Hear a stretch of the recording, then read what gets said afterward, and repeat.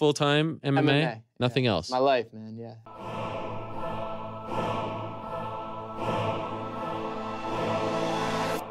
Back to the daily grind. Thanks for checking out the channel. Make sure to hit subscribe if you're new and hit thumbs up if you're not a baby back bagel biting bitch boy, cause you know what time it is. It's full time.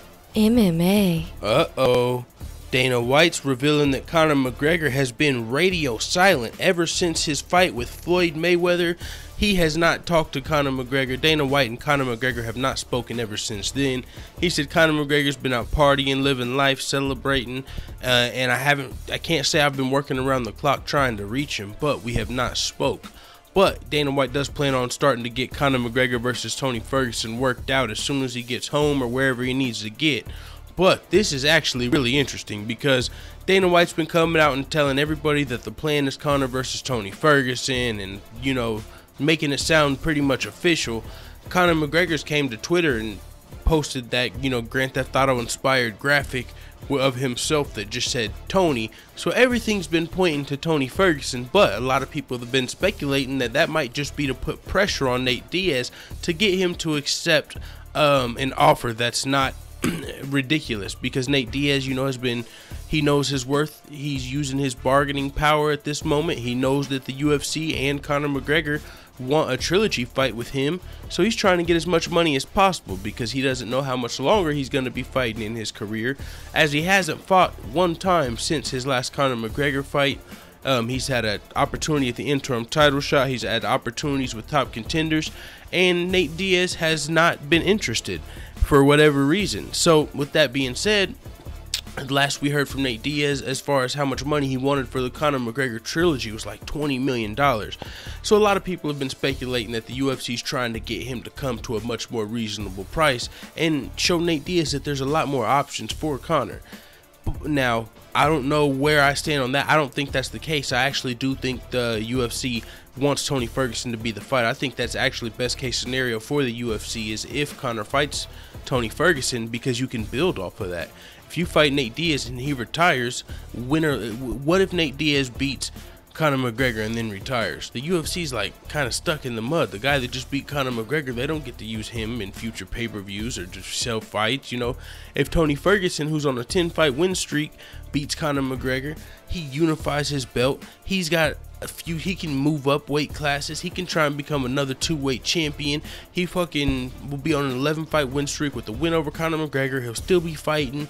I mean, Tony Ferguson would be much easier to deal with, in my opinion, just from my observations, than Nate Diaz, who hasn't been the easiest guy to deal with, you know, in his history with the UFC, especially coming to this Conor McGregor trilogy. So the fact that Dana White and Conor McGregor have not spoken, just kind of, man, I mean, I don't know. It's kind of like a roller coaster. I mean, I don't know. The more I get convinced that it's Tony Ferguson next, this just kind of unwinded that a little bit, because it's like, even though Conor McGregor said that one word, Tony, his team has been more so, you know, pushing for the Nate Diaz fight, saying that they believe that would be the more entertaining fight and the better fight, because Nate Diaz can take Conor's shots, as to where Tony Ferguson, if he gets hit, they feel like Conor McGregor's going to be able to end him early. So Nate Diaz, they feel like it's a tougher challenge, which I can't say I agree with that aspect. But just as early as today, as late as today, somebody in Conor McGregor's camp has came out, which I'm not going to do a separate video on, so I'll just talk about it right here real quick, has came out, and now they're starting to more lean toward Tony Ferguson. I believe it was Artem Lobov, you know, because he's fighting this weekend on the Poland card with Donald Cerrone and Darren Till.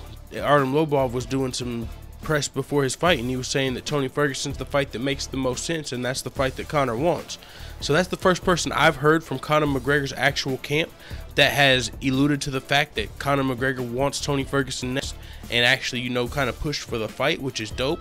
Makes me really hope for that fight, because that's the fight that I personally want. If you're kind of casual or new to MMA, or I mean, I guess there's some hardcore fans that still want to see Conor versus Nate next. I mean, definitely some people in the full-time family, I see you saying that, but not many, I'll say that. With that being said, not too much to say here. I'm interested to see what you guys have to think about Conor McGregor's radio silent. Do you guys think that this is a bad thing? Do you think this means that Tony Ferguson versus Conor might not happen? The fact that he hasn't talked to Dana? Or do you think Dana's going to be able to get the deal done? We also do know that Conor McGregor, somebody has reported that if he were to fight December 30th at UFC 219, he doesn't want to do media. He wants to kind of take the Ronda Rousey approach and do no press. You know, he doesn't want to do all the heavy lifting in the press conference. Maybe he feels like he can do the same amount of promoting with a couple fucking tweets and pictures and shit like that. Or maybe he'll agree to maybe just do a couple big press conferences. Who knows? It's going to be, hopefully we can get Conor McGregor fighting at the end of the year card, UFC 219, rather than waiting, you know, 5 months from now or something. And actually, Tony Ferguson put Conor McGregor on like a fucking countdown. He said he's only got a little bit of time before he's forced to vacate, so he better make his decision real soon. I don't think, if Conor McGregor were to fight St. Patrick's Day, if he didn't defend his title by then, he would get stripped, because I believe the champions only have 12 months to not defend their title without good reason before they're able to get stripped. And I think it's been 10, 11 months since he won his title from Eddie Alvarez, UFC 205. I'm not sure exactly, but like Tony Ferguson's alluding to, man, the clock's ticking. So I do think Conor McGregor's going to be fighting December 30th. That's definitely the best case scenario versus Tony Ferguson for my money. That's what I want to see. The rest of the card's already stacked, you know what I'm saying? So look forward to a lot of UFC events coming up, man. There's 11 weeks left in the year and 11 UFC events left. So pretty much one event per week, although 1 week has 2 events on the same week and then they kind of skip 1 week. But still, 11 weeks, 11 UFC events, 7 Bellator events, a whole lot of MMA to close out the year of 2017. Gonna be fucking great. I mean, shit.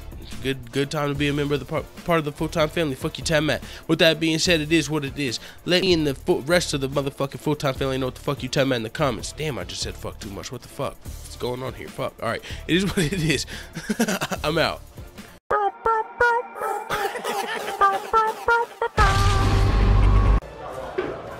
Bye, Felicia.